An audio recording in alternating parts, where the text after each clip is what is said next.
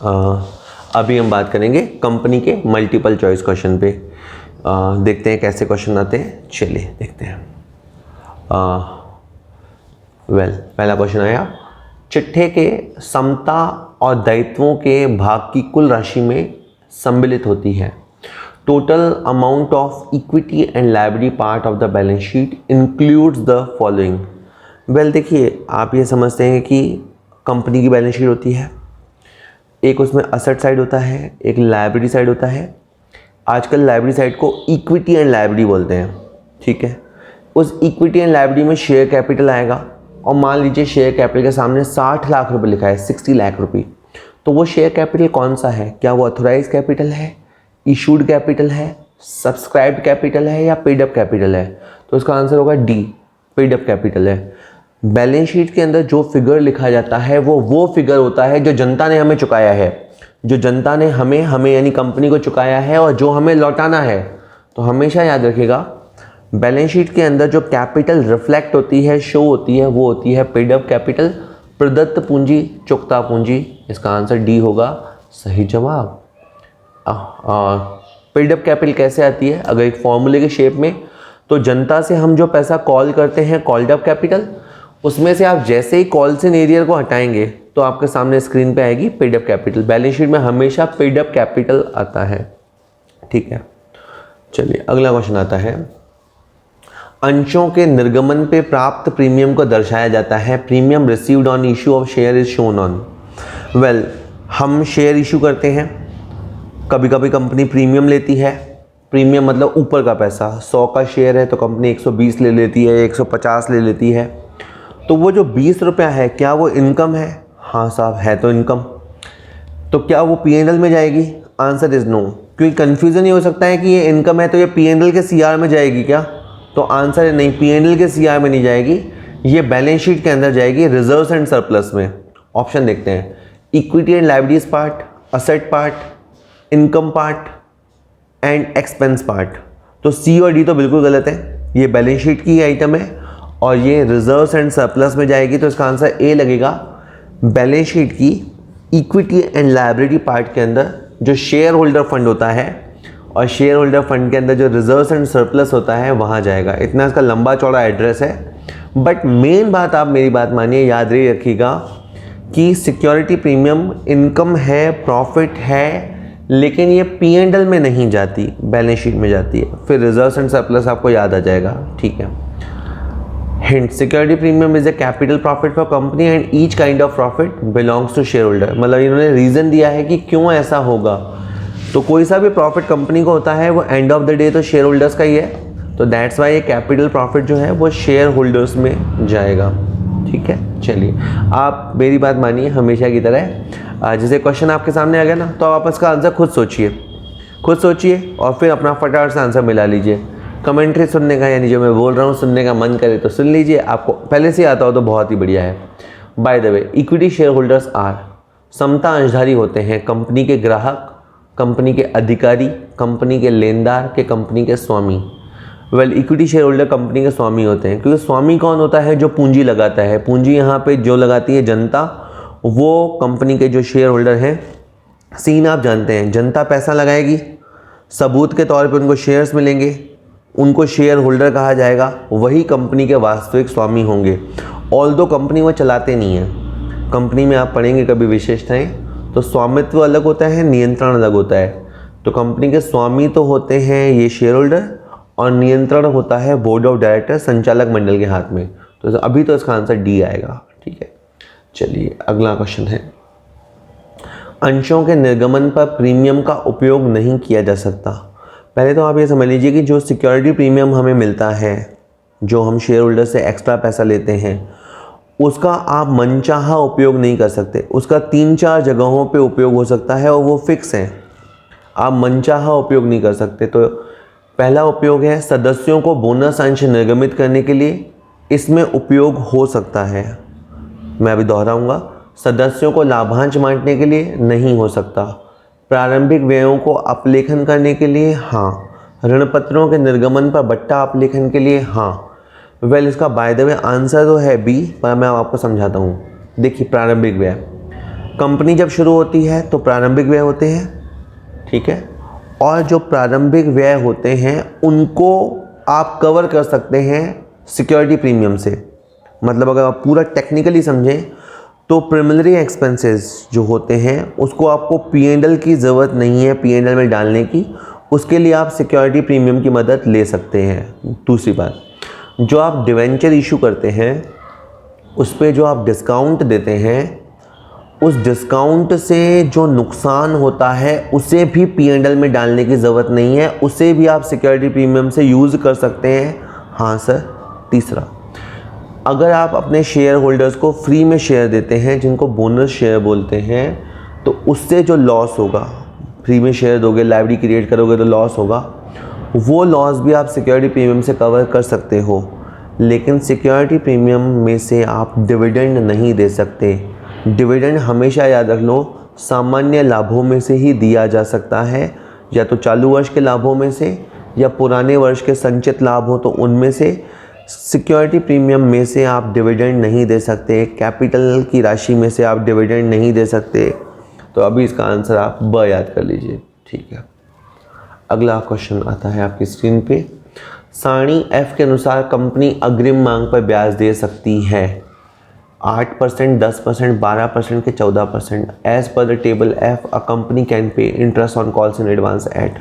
Well, हमें पता है कि अगर कोई शेयर होल्डर एडवांस देना चाहे तो कंपनी उसका एडवांस ले सकती है, यानी अलॉटमेंट के समय ही वो कॉल का पैसा भी देना चाहे तो वो दे सकता है। और मेन कंपनी के ऊपर होता है कि कंपनी लेना चाहे तो ले सकती है। कंपनी बता भी देती है कि हम कितना % इंटरेस्ट देंगे। वेल, अगर कंपनी ने बताया नहीं तो फिर वो इंटरेस्ट 12% होगा। आप याद रखिएगा, कंपनी 12% पर एनम के हिसाब से ब्याज देती है। लेते समय उसकी रेट 10% है, देते समय उसकी रेट 12% है। चलिए, तो इसका आंसर है 12%। अगला क्वेश्चन है, न मांगी गई पूंजी का वह भाग जिसे कंपनी के समापन पर ही मांगा जा सकता है कहलाता है the part of the uncalled capital which can be called up only when the company being wound up is called. देखिए, जैसे कंपनी है, उसका शेयर है 100 रुपये का, कंपनी ने 100 में से 80 तो मांग लिया, तो 20 रुपये कहेंगे न मांगी गई पूंजी, ठीक है। अब 20 में से भी 10 कंपनी ने एक रेजोल्यूशन पास किया, एक संकल्प पारित किया, और कंपनी ने उस 10 रुपये के लिए कहा कि ये पैसा हम समापन पे मांगेंगे, हम अभी नहीं मांगेंगे।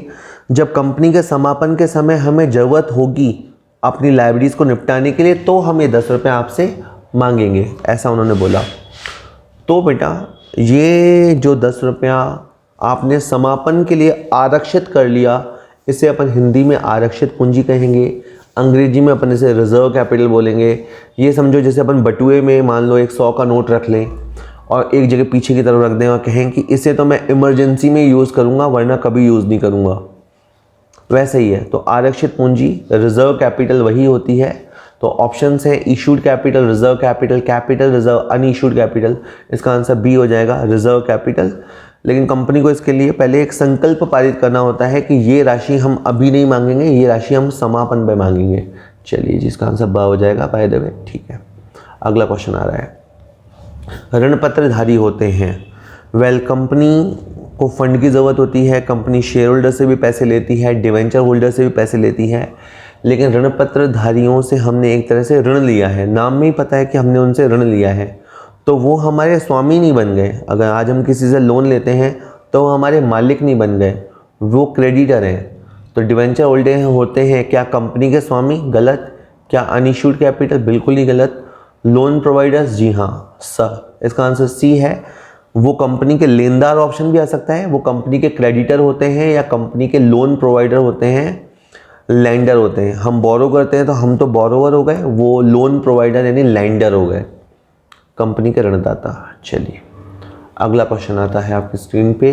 ऋण पत्रधारी प्राप्त करते हैं debenture holders receive profit, dividend, rent या इंटरेस्ट। वेल, बहुत आसान है, ब्याज प्राप्त करते हैं। हमने अगर किसी से लोन लिया है तो वो हमसे क्या लेंगे? ब्याज। लेकिन आप याद रखिएगा, हम कमाएं चाहे नहीं कमाएं, हमें ब्याज देना ही है, उनको ब्याज मिलना ही है। लाभांश में ऐसा होता है, लाभांश का हिंदी होता है लाभ का अंश। तो लाभांश लाभ होने पे दिया जाता है, लाभ होगा तो दूंगा, नहीं होगा तो नहीं दूंगा। मैं कंपनी की तरह बात कर रहा हूँ, मैं कंपनी हूँ, लाभ होने पे लाभांश दूंगी, नहीं होगा तो नहीं दूंगी, लेकिन ऋण पत्रधारियों को ब्याज हमें देना ही पड़ता है। ठीक है, चलिए ऐसे ही अगर बात करेंगे, किराया हम किसको देते हैं, जिसकी प्रॉपर्टी हम किराए पे लेते हैं तो भूस्वामी को हम किराया देते हैं। लाभांश किसको देते हैं, जो शेयर होल्डर होते हैं उनको लाभांश देते हैं। और लोन हमने जिनसे भी लिया हो उन सबको हम ब्याज देते हैं। चलिए अगला क्वेश्चन आता है बेटा, ऋण पत्रों के निर्गमन पर बट्टा या हानि जो चिट्ठे की तिथि से 12 माह पश्चात संचालन चक्र की अवधि के पश्चात अपलिखित होगा दर्शाया जाता है। अच्छा और मुश्किल क्वेश्चन है। देखिए, ऋण पत्रों का निर्गमन, जब हम डिवेंचर को इशू करते हैं तो कई बार हमें नुकसान होता है। नुकसान दो वजह से होता है, या तो डिस्काउंट देने से नुकसान होता है, या हम ये वादा करते हैं कि हम प्रीमियम पे शोधन करेंगे, हम लौटाते समय एक्स्ट्रा पैसा लौटाएंगे, उस वादे की वजह से हमें लॉस होता है। तो लॉस होता है। बाय द वे, अब ये है कि लॉस का सर आप करेंगे क्या? देखिए आजकल तो ये है कि लॉस अगर आपको होता है तो आप उसे P&L में डाल दो, P&L में डाल के ख़त्म करो, स्टेटमेंट ऑफ P&L डाल दो। अगर मान लीजिए आपके पास लाभ नहीं है या आप पुराने तरीक़ों से चलते हैं तो आप उसे धीरे धीरे राइट ऑफ करते हैं। तो धीरे धीरे राइट ऑफ का आप अभी से ही आंसर सुन लीजिए। जो अमाउंट आप अगले 12 महीने में राइट ऑफ करेंगे, जो अमाउंट आप अगले 12 महीने यानी नेक्स्ट 12 मंथ में राइट ऑफ करेंगे, वो तो जाएगा अदर करंट एसेट्स। और जो आप 12 महीने के बाद राइट ऑफ करेंगे, संचालन चक्र ऑपरेटिंग साइकिल पूरा होने के बाद राइट ऑफ करेंगे, वो जाएगा अदर नॉन करंट एसेट्स। मैं फिर सिंपल करता हूँ। जैसे आपको 60,000 का नुकसान हुआ, आपने सोचा 60,000 में से 12,000 तो मैं अगले साल राइट ऑफ कर दूंगा, यानी अगली बैलेंस शीट तक राइट ऑफ कर दूंगा, तो 12,000 तो जाएगा OCA अदर करंट एसेट्स, और बाकी का 48,000 शो होगा ONCA other non current assets. अब आप मुझसे ये कह सकते हैं कि सर ये क्या लॉस है क्या, ये क्या कोई एसेट है क्या? तो मैं कहूँगा नहीं, जो आप ये डिस्काउंट वगैरह दे रहे हो, ये जो लॉस आप खा रहे हो एक तरह का लॉस है। तो फिर एसेट्स क्यों हैं? ये है फिक्टिशियस एसेट्स। पूरी बात समझा चाहो तो लॉस का होता है DR नेचर, उसे हम P&L में डाल देना चाहिए, पर P&L में अगर किसी मजबूरी में नहीं डाल पाते तो वो फिर बैलेंस शीट में चला जाएगा, और जो भी आइटम बैलेंस शीट में चाहेगी तो वो अपना एड्रेस पूछेगी, करंट एसेट्स के नॉन करंट एसेट्स। तो मैं अब तीसरी बार बोल रहा हूँ कि जो 12 महीने के अंदर राइट ऑफ होगा वो करंट एसेट्स, जो 12 महीने के बाद राइट ऑफ होगा वो नॉन करंट एसेट्स। इन्होंने अपन से पूछा है 12 महीने के बाद वाला, तो ये बेटा आपका जाएगा A other non current assets. ठीक है, थोड़ा मुश्किल क्वेश्चन था। इधर नीचे लिखा हुआ भी है, loss discount on issue of debenture should be return of in the year of issue.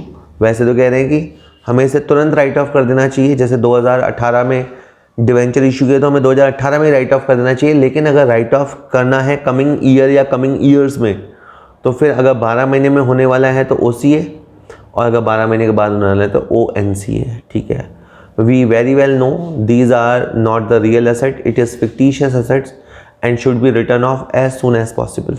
ठीक है, आप याद रखेंगे कि आप कोशिश करके इसको तुरंत राइट ऑफ करने की कोशिश करेंगे, क्योंकि आप कभी ना कभी अकाउंटेंट बनेंगे तो आपको ही ये काम संभालने हैं। ठीक है, ऐसे ऋण पत्र जो समता अंश में परिवर्तन किए जा सकते हैं कहलाते हैं। तो ये तो बड़ा आसान है। वो डिवेंचर होल्डर जिनको कन्वर्ट किया जा सकता है वो कहलाते हैं कन्वर्टेबल डिवेंचर्स, हिंदी में कहलाते हैं परिवर्तनीय ऋण पत्र। ठीक है जी बेटा, इसका परिवर्तनीय ऋण पत्र द ऑप्शन है।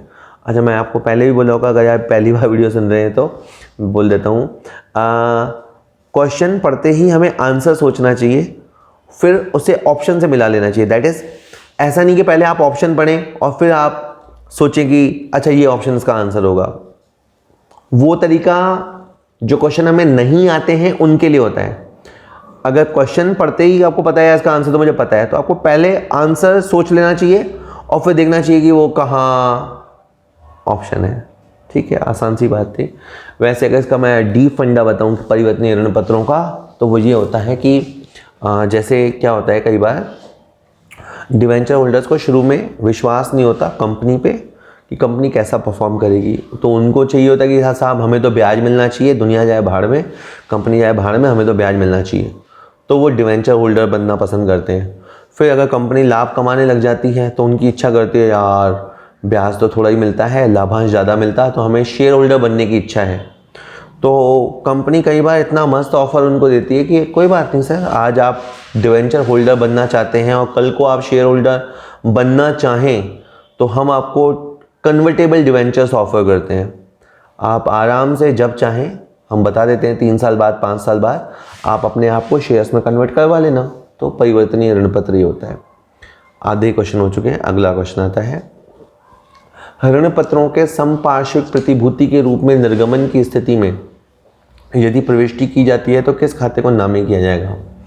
पहले तो आप ये समझो कि हम लोन लेते हैं तो हमें जमानत देनी होती है, और जमानत देते समय हम जमीन, प्लांट, कार कुछ भी गिरवी रखा सकते हैं, और कभी कभी हम ऋण पत्रों को भी सपोर्टिंग गारंटी के तौर पे जमा कराते हैं। तो ऋण पत्रों को जब हम गारंटी के रूप में जमा कराते हैं तो उसे हम बोलते हैं समपार्श्विक प्रतिभूति। अब गिरवी रखाने की एंट्री नहीं होती है, नहीं करनी चाहिए, पर अगर करनी पड़ जाए तो एंट्री बनती है debenture suspense debit to debenture account, debenture suspense DR to debenture. तो आपने बातों बातों में किस खाते को DR किया? ऋणपत्र उच्चंती खाते को। कि सर कौन सा? ऋणपत्र उच्चंती खाता।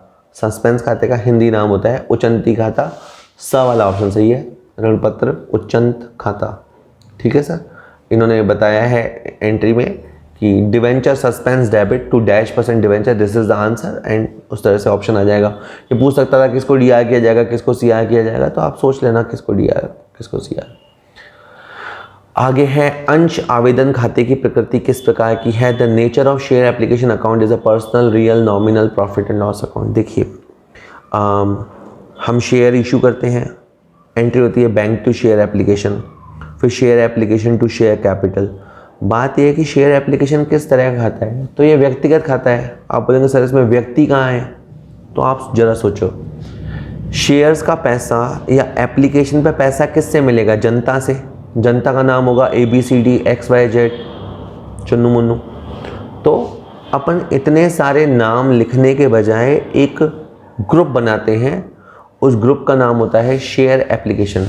तो share application always represents the people, share application always represents the public जिसने हमारे अंदर इन्वेस्ट किया है। तो इसीलिए आप याद रखिएगा हमेशा कि शेयर एप्लीकेशन अकाउंट जो होता है वो पर्सनल नेचर का होता है, व्यक्तिगत खाता। ठीक है, अगला क्वेश्चन आता है, जब अंश आवंटन किए जाते हैं तो कौन सा खाता क्रेडिट किया जाता है? तो आप अलॉटमेंट की एंट्री याद कीजिए जो 3rd नंबर पे होती है, एंट्री होती है share allotment to share capital.